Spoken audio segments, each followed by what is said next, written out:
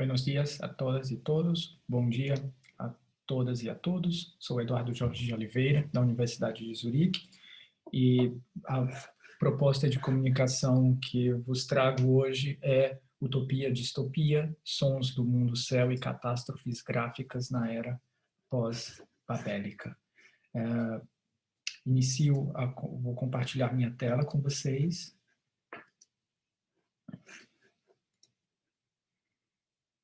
E, bom, sem mais delongas, por uma questão de tempo, eu vou iniciar, né, com essa proposta, que começa por Oswald de Andrade. Gostaria de convidar-vos à leitura deste ensaio, A Marcha das Utopias, que foi publicado póstumamente em 1966, no qual temos uma história da utopia, na qual o Oswald de Andrade situa essa geografia americana. Não é? América é uma palavra muito importante para o surgimento da utopia. E então, é o próprio Oswald que sublinha, e sobretudo o século XVI, ele é fundamental para entender que existe uma restrição aí do conceito de humanismo, tal como tal como ele foi criado na Itália, né? Foi elaborado, e que do século XVI and after, como ele diz literalmente aqui no texto, nós temos toda essa ideia do encontro de uma humanidade nua da descoberta, e daí eu não vou fazer a leitura, apenas mostro aspectos do texto em que nós temos esses sonhos utópicos que vão sendo apresentados a partir mesmo de uma negação, né, de um cristianismo ecumênico, porque a ideia de um homem sem pecado, nem redenção, sem teologia, sem inferno, vai alimentar toda essa dimensão da utopia, e que inclusive autores como Vespúcio, Erasmo de Roterdã, no seu Elogio da Loucura, vai reagrupar outros autores como Luciano de Samosata, Rabelais, Cervantes, Vico, Maquiavel, Giordano Bruno, enfim, todas essas utopias que vão sendo extratos, né, que vão sustentar, de uma maneira geral, a ideia de utopia, até Montaigne e Rousseau. Apresentado isto, eu também, lendo a Graciela Esperança, num livro chamado Atlas Portátil de América Latina, Arte e Ficções Errantes, encontrei essa ideia de catástrofes gráficas, não é? Que são algo que está muito mais inserido nos jogos de artistas latino-americanos, porque desde o sul alcançam outras visões globais, né? Então, eu a cito: catástrofes gráficas, juegos visuales o conceptuales que recomponen los órdenes hegemónicos, que figuran sus estallidos inesperados o los dinamizan con contracorrientes de flujos que disuelven las oposiciones tajantes. E aí temos com isso os itinerários irônicos do nomadismo turístico ou mercantilizado e superfícies impensadas para inscrever um mapa, não é? Ou outros mapas, e é mais ou menos por esta vereda que gostaria de entrar nessa dimensão babélica do mundo, não é? E, claro, falando em Babel, em uma condição pós-Babel, ou pós-babélica, não podemos deixar de imaginar um ensaio de Haroldo de Campos, que foi concebido em meados dos anos 80, mais precisamente em 1984, no México, quando ele participou de um encontro em homenagem a Octávio Paz, e foi aí que ele desenvolveu essa ideia de uma pós-utopia que contém uma proposta muito prática, não é? Que é uma proposta de tradução, uma proposta de escrita do próprio poema, e é sobre esse ponto que vou me apoiar nessa análise, seguindo uma apresentação que vai de nomes como Cildo Meirelles, Mira Schendl, Nam June Paik, dentre outros, para nos enquadrar aqui nessa ideia de utopia e distopia do painel. Bom, apresento aqui os detalhes do manuscrito de uma tradução de Haroldo de Campos, no qual nós temos literalmente essa ideia de uma utopia, mas também de uma catástrofe gráfica, né? Assim, essa pena perder o Éden, aqui logo mais acima, essas rasuras, essa ideia de cantar o mundo céu, ou seja, como tentar ler um manuscrito como esse, em que tudo está rasurado, nós temos algumas palavras que se sobressaem, que poderíamos estar realmente diante de uma obra pictural, né? Eu acho que até vou ressaltar a presença do vermelho aqui, que vai coincidir com a leitura de um trecho de uma formante do poema Galáxias, de Haroldo de Campos, né? Que também se situa mais ou menos nesta época pós-utópica, não a publicação das formantes em separado, que foram feitas ao longo do final dos anos 60, 70, mas a publicação do livro mesmo, né? Que data dos anos 80 também. Mas o que gostaria de trazer com essa catástrofe gráfica que nós acabamos de ver é essa dimensão babélica que nós temos aqui na própria tradução que o Haroldo de Campos fez do Gênesis, traduzido diretamente do hebraico por ele, neste livro Éden, um tríptico bíblico. E daqui faço uma breve leitura, vou ler apenas as 4 primeiras estrofes do poema, para termos essa ideia de uma unidade. Né?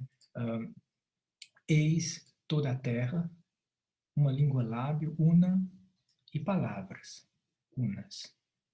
E eis, no que viajavam para o Oriente, e se depararam com um vale, na terra de Shinar. E pararam lá. E disseram um para o outro, vamos, pô-los os tijolos no fogo e afogueá-los. E o tijolo para eles foi como pedra de apoio, e a massa de argila foi para eles argamassa. E eles disseram, vamos, construamos para nós uma cidade e uma torre, e seu topo no céu, e façamos para nós um nome. Ao inverso, seremos dispersos sobre a face de toda a terra. Um nome, Babel. Essa ideia, né, de que essa utopia de uma língua única que vai unir os homens encontra talvez uma ressonância totalmente inversa, porque a obra de Cildo Meirelles está na antípoda do poema semítico traduzido pelo Haroldo de Campos. E aí é com isso que vos mostro Babel, essa estrutura metálica da instalação, bom, pelo menos um processo dela sendo construída, né, com uma instalação que é composta por 800 rádios montados numa torre e que, ao contrário da ideia de Babel, vai mostrar essa dissonância, porque cada rádio vai estar situado em uma frequência diferente, apresentando algo que poderia ser chamado aqui de uma anti-Babel no caráter mais distópico que a utopia de Babel poderia ter. Não é? E com isso nós temos aqui a montagem da torre, dessa instalação, que, bom, uma delas pertence a Tate Modern, que está em Londres, é uma obra que está em exposição permanente e que nós temos aqui cada rádio sintonizado em um canal diferente, né? E com isso nós temos essa torre, essa Babel que é anti-Babel. E eis que essa referência a Babel, que data do século XVI, lembremos, né, de Oswald de Andrade, que situa essa ideia de Babel também com a descoberta do Novo Mundo, mas esse mundo ainda, digamos, bíblico, semítico, ele ainda guarda essa utopia, mas é uma utopia que nasce já como ruína, para a gente lembrar de um dos trechos de Tristes Trópicos, de Rousseau, que de certo modo de Claude Lévi-Strauss, que de certo modo dá uma continuidade ao pensamento de Rousseau, se quisermos seguir por este ensaio do Oswald de Andrade, né, a Marcha das Utopias, para entender que existe ainda uma utopia nisso, mas é uma utopia que vai se ruindo no próprio ato de construção. E por isso que é interessante situar toda a iconografia de Babel a partir do século XVI. Né? Temos a grande Torre de Babel, que data de 563, mas também temos de Bruegel, o velho, a pequena Torre de Babel, alguns anos mais tarde, né? De 568, mas sempre com essa ideia de ruína no próprio ato de construção. E aqui apenas gostaria de comparar as duas imagens, né, a de Cildo Meirelles com a de Bruegel, para a gente compreender os dois momentos distintos de uma Babel anti-Babel e de uma Babel que, por ter essa ideologia da língua pura, como diria Haroldo de Campos ao escrever sobre Walter Benjamin, temos também algo que já é próprio desta ruína. Claro que essa iconografia ela vai continuar, e aqui trouxe já uma do século XVII, com Athanasius Kircher, Turis Babel, e o que é mais curioso é que essa Turis Babel ela tem uma outra representação aqui, né, uma dupla representação, tanto que é onde a Torre de Babel é posta numa queda em abismo, e temos essa configuração de uma utopia dentro da utopia, pelo menos no plano das imagens. Com isso, também podemos dar sequência a uma Torre de Babel do Nanjum Pike, pelo menos podemos chamar de Torre de Babel no contexto desta apresentação, intitulada More is Better, composta por 1.003 televisores, né, fazendo uma torre cujo tamanho é 22 metros, quase 23 metros de altura, que está na Coreia, em Seul, e retomar essa ideia de Babel em Cildo Meirelles, não é? Que é por aí que eu gostaria de tomar mais a perspectiva, em termos de uma perspectiva do som. Com isso, ressalto esse caráter do sal sem carne, que nós podemos ouvir aqui, brevemente.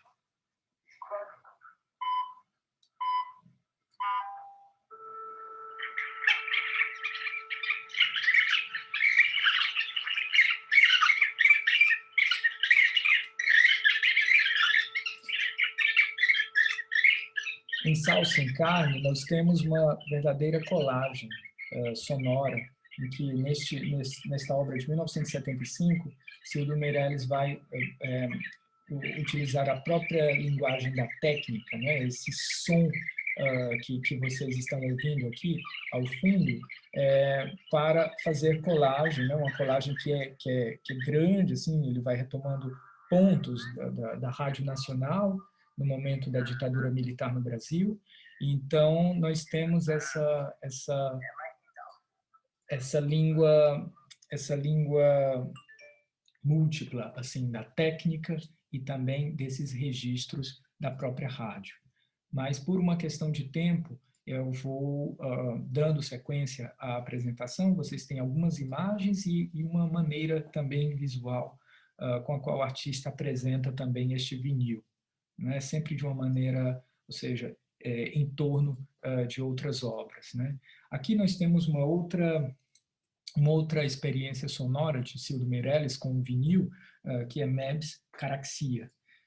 Para dizer de um modo muito resumido, Mebs é uma relação com a fita de Moebius, então nós temos todo um aspecto sonoro dessa fita de Moebius, feito pelo artista, e também Caraxia, que é uma combinação de duas palavras, né, que é caramujo e galáxia, ou seja, duas temporalidades muito distintas, né, com escalas bem diferentes, de um animal muito pequeno, como um caramujo, e uma dimensão que ultrapassa todas as escalas, assim, pelo menos no nível planetário, que é a própria galáxia. Falando em galáxia, claro que nós retomamos Haroldo de Campos, com a sua obra máxima, que é Galáxias. Eu trouxe aqui a capa da segunda edição. Na primeira edição nós temos uma espécie de estética de televisão, como já foi observado certa vez por Eduardo Stesi, e trouxe essa segunda edição do livro muito mais porque nós temos aqui um objeto gráfico da Mira Chandler, que data de 1972, e que nós temos essa dimensão de que é um outro momento, assim, não é muito bem um acidente gráfico, uma catástrofe gráfica, mas uma espécie de Big Bang das letras, né? As letras que vão se reconfigurando no espaço. Entrando em Galáxias, de um modo muito breve, ponho aqui de um lado uma parte do manuscrito, né, parcialmente datilografado e parcialmente escrito à mão, e do outro lado dessa formante intitulada Neckarstraße, que data de 20 a 25 de outubro de 65, nós temos esse fragmento, e aí eu retorno ao vermelho, porque esse é um fragmento que trata, uma formante que trata pelo menos de uma tradução, ou seja, um momento pós-utópico, porque Hölderlin, ao traduzir Sófocles do grego para o alemão, ele vai traduzir o aspecto, né, do Mar Vermelho. Ele vai dar essa tonalidade ao alemão do Mar Vermelho, e autores como o Goethe e o Schiller vão gargalhar, vão rir dessa tradução, porque o mar ele não pode ser vermelho. Então nós temos aí já um gesto muito interessante na tradução do Hölderlin, e que foi o objeto aqui de Haroldo de Campos nesta formante, né, na qual temos na qual ressoa esta gargalhada, né, do Schiller, que é Ismênia falando do Scheinstein-Grotes Wurst zu farben, pela voz de Sófocles, pela voz de Hölderlin, Schiller rindo, Goethe sorrindo, ilustre companhia, estaria maluco, Herr Hölderlin, não é? Ou seja, esse aspecto da cor é fundamental nesta formante de galáxia, né? Da cor vermelha. Ainda dando sequência a esse aspecto sonoro em Galáxias, temos a formante mais conhecida, porque é cantada por Caetano Veloso, né, que data de 1965, que é Circulador de Fulô. Não vou entrar em detalhes, mas apenas mencionar este álbum de Caetano Veloso, de 1991, Circulador, no qual ele vai dar um outro ritmo à formante de Galáxias de Haroldo de Campos. E, por fim, retomo esse aspecto em Cildo Meirelles, essa dimensão babélica, mas uma outra organização visual, com essa instalação chamada Marulho, em que nós temos esse mar completamente de papel, em que existe também nesta obra uma trilha sonora, na qual nós temos essa dimensão gráfica sonora rearticulada na obra do artista, né? Caberia ainda muito falar sobre essa dimensão utópica, distópica e até mesmo pós-utópica na obra de Cildo Meirelles, mas como temos um tempo bastante limitado, eu fico por aqui e fico também disponível para as questões que porventura vocês tenham. Essa breve apresentação faz parte de uma pesquisa, né, sobre essa questão da utopia, da distopia e da pós-utopia, e ficarei muito grato pelos comentários e retorno de vocês. Agradeço a atenção e me despeço por aqui. Muito obrigado pela atenção.